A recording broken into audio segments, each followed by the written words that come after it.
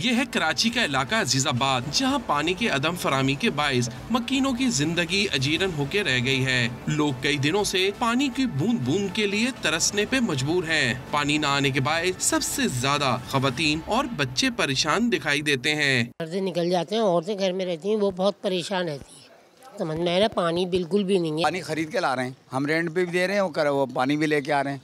तो खुदा के लिए इस मसले को पहुँचाएं, और कि ये मसला आज का नहीं है, ये गुज़िश्ता 30 साल का मसला है। इलाके में पानी की अदम फरामी पे जब बल्दियाती नुमाइंदे से बात की गई तो वो भी इस मामले पे बेबस नजर आए। बल्दियाती नुमाइंदे वाटर बोर्ड और सिंध हुकूमत से पानी न आने का शिकवा करते रहे। वाटर बोर्ड के पास वो चाहें तो पानी मतलब जल्द से जल्द बहाल हो सकता है। लाइनें हमने बिछा दी हैं, कनेक्शन वो देंगे तो जाहिर है।